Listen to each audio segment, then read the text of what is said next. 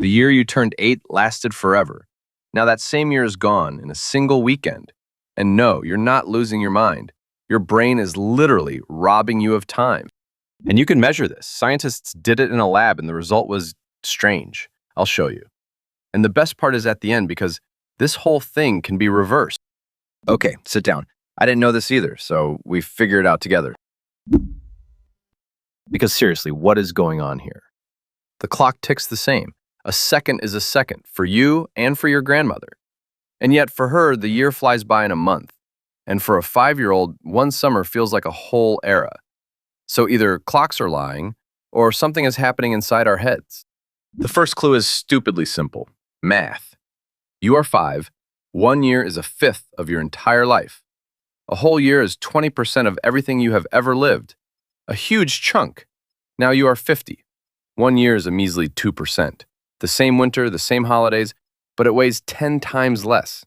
Not because it is shorter, because you have so much to compare it to. This is called the proportional theory. A Frenchman came up with it late in the 19th century. According to the theory, you have already lived half of your felt life by around the age of 7. Seriously, everything after that is the second half. And I could stop right here. Neat, simple, the math checks out. But wait, because this does not sit right with me. If it is just math, then it is only an illusion, numbers on a page. But I feel it physically. December shows up before I even register that it was July. This has to run deeper than a spreadsheet. And then I found this, an experiment.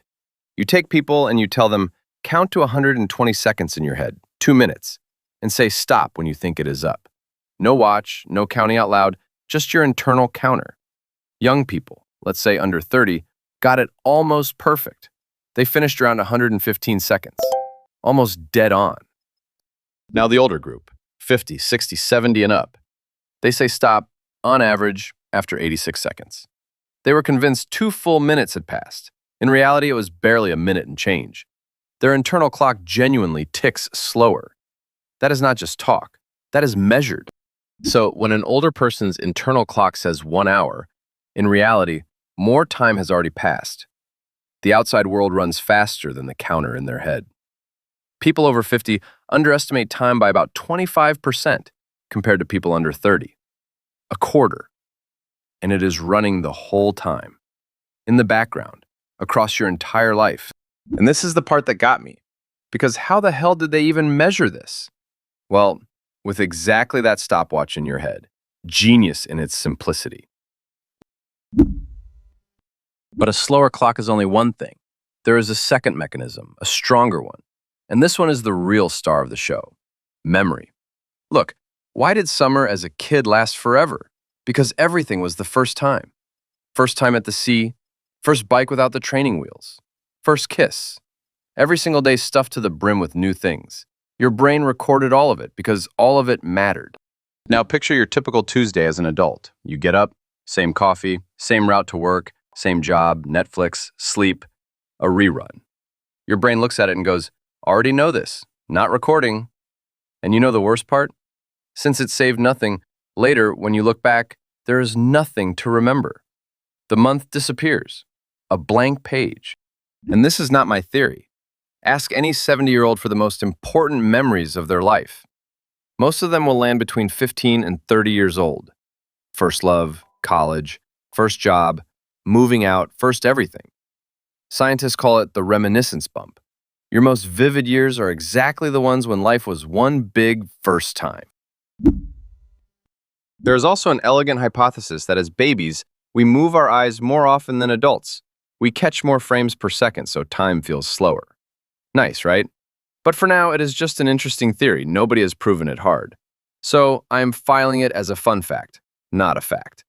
I stick with what is measured. And here's the twist that broke my brain. The vacation paradox. Think about your last good trip. While you were there, it went by in a flash, right? You barely got to enjoy it, and it was already time to pack. But once you get home and you look back, that 1 week feels enormous, swollen, like you were there for a month. And that is the whole damn mystery in a nutshell. In the moment, time runs fast because you're having fun, but in memory, it stretches out because there was a ton of new stuff to record. Boredom works in reverse. It drags in the moment, and then it vanishes without a trace. Now the important part, because I promised you this can be reversed. And look how simple the logic is. If time shrinks from a lack of novelty, then to stretch it back out, you just feed your brain something new. That is it. You do not have to quit your job and run off to the Himalayas. You just have to yank your brain out of copy-paste mode.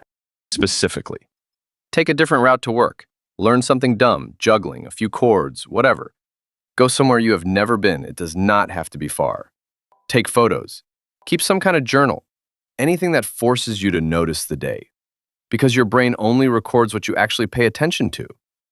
The direction is proven. More novelty means more memories. And more memories mean thicker, fuller time when you look back. So no, you cannot stop the clock. But you can make this year actually weigh something, instead of blowing past you like a weekend. Starting tomorrow, I am taking a different route to the store. And you, write in the comments what you will change. Just be honest, because I am betting most people will do nothing. Prove me wrong. See you next time.